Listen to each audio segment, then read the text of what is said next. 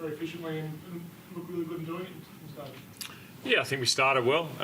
It's definitely. I think we kicked 5 goals, 6 early in the game to get a head start, which it's good to play that way with a bit of room to move. And I thought our ball movement at times was very good. Probably didn't defend the ground in that second quarter as we would have liked, but all in all, you can't complain with the victory we had, and got some more time into younger players and got them to play the game the way we wanted to play it. So we're very happy with the win. Do you feel it seems to buy you've got your groove back a bit? In the last 2 games. Sorry. Have you just got your groove back a bit since the bye when you had a couple of losses? Yeah.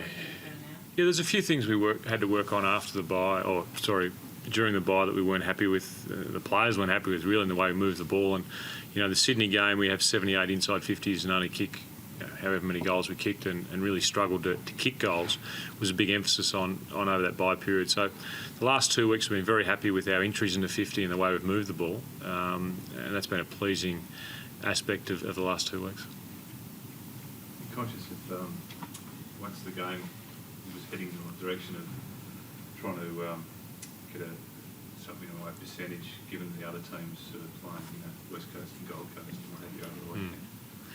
Yeah, it's probably with our group at the moment. I don't think it comes into our mind too much. I think it's still about teaching the way we want to play, and when you've got a really experienced group and they know how to play and everything comes instinctively, I think you can teach that. I don't know, but maybe that'll happen to us in 2 or 3 years' time. But today was very much about, no matter what the score was, we wanted to play a certain brand of football. And when we did, we were happy, and when we didn't, we weren't. But to kick a score like we did, to get 84 points in front, is obviously going to help us later on the year, particularly when West Coast and Sydney and Hawthorn all had big wins over the weekend. And when you're working on structures and getting the team to play a certain way, when you've got a dominant forward like Michael Hurley, that's the real cream on top, isn't it? A real elite player who can get on the end of things and really dominate a game. Yeah, look, Michael's kicked very well and played very well the last 2 weeks. Kicked 11 goals in 2 weeks, which we love him kicking goals, and it's great for us. But the way he's played in the last 4 or 5 weeks has been very similar, just without getting the goals. And his competitive instincts, I think I've said a number of times, his competitive nature is just outstanding. And that's why he just keeps getting the contests and keeps fronting up each week and playing the way he does. So we were happy with the way he was playing pretty much all year, but he's been rewarded now in the last 2 weeks with goals, which gives us a totally different look. When you've got Crameri kicking goals, Ryder kicking goals and Hurley kicking goals, there's a number of options they have to stop, and it's a hard forward line to know where to focus. Is Hurley's wrist or his hand a concern? He had the big black glove on today, and he seemed to mark on his chest as much as he could. Is it a worry for you? He got trodden on against Fremantle. It was pretty sore. No doubt his wrist is pretty sore, but he hasn't broken any bones in it. We've tested all that out during the week, and so there's no breaks there. But he played under a fair bit of duress this week, and as the weeks go on, that'll get better. It shows the sign of the player when you can play under that duress and still kick 5 goals and have a big impact on the game, I think. What about the subbing of Crameri? Yeah, Stu got a really heavy knock on his calf last week against Fremantle and bled down into his Achilles, and was pretty touch and go whether we'd play him this week, just with that soreness in his Achilles. No knock to that, but the blood tracked down there. So we thought once the game was where we wanted it to be, we'd get him off the ground. And we were fortunate early on the game. He kicked 2 goals and got another shot at goal. So he played reasonably well for the condition he was in, but we probably got away with one there. You get asked about Joe a lot this year, but does he keep surprising you? I mean, another complete performance tonight, 30 possessions, another 3 goals. He's just not playing bad football at any point. No, and I suppose the hard thing is to temper his expectations somewhere along the line. Is there's going to be a game that's not quite as good, so that's part of the coaching and trying to temper his expectations. But he's an outstanding player, and we keep saying we love Joe Watson in our team, the way he brings the heart and the soul to our team. I thought early on the game he was at his best when the game was in the balance. Yes, he kicked some goals later, but when the game was there to be won the first 20 minutes, he stood up. I think he had 9 possessions in the first 15 minutes.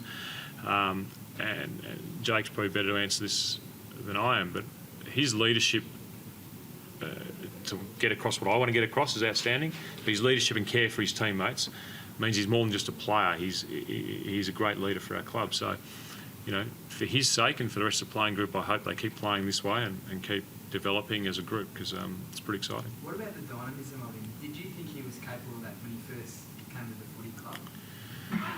No, when I first came to the footy club, the first training session we did a 4K run, he got a 5-minute head start and he came last. So, he wasn't a great athlete then, and that's been well written about. But he works so hard, a lot of comparisons between him and great athletes that, yes, they initially when they come into a program, they might not have the best talent, let's say. But he works harder than anybody else's game. He's worked so hard over a 10-year period to get where he's got to, and hopefully he gets some good things come to him, because he really deserves it. Some people are suggesting that Joe might have challenged his father's status in the game. What's your view of that, Joe? Well, I hope so. Be good. Be good. Tim Watson was a great player, and Joe Watson's going along in the right way. I think that very different players. You can't compare the way they play, but I love the fact that Jobe's playing for the Essendon Football Club, because he makes us a much better team than without him. Jake, do you feel on the field like you are moving the ball inside 50 a bit better than you were a couple of weeks ago? Personally, or as a group? The whole team, yeah. Yeah, definitely.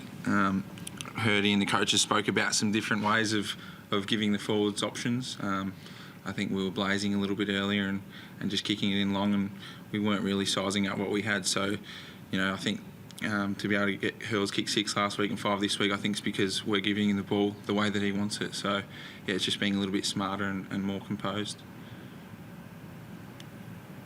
So what are the guys set as a goal for the way to finish the season and where they want to finish top 4? What's the goal, I guess? Yeah, definitely that's a goal, but I think we just worry about the way that we're playing at the moment. Like Hurdy said before, we're not too worried about the scoreboard. That'll take care of itself. We're just worried about playing the way that we want to play, and then the scoreboard pressure will look after itself later in games. So to just keep playing the way that we are at the moment, that'll look after itself down the track, and we're going to set high expectations for ourselves as everyone's giving around us, like the media and that. So. Thanks, guys. Good answer, Jake. Straight, Matt.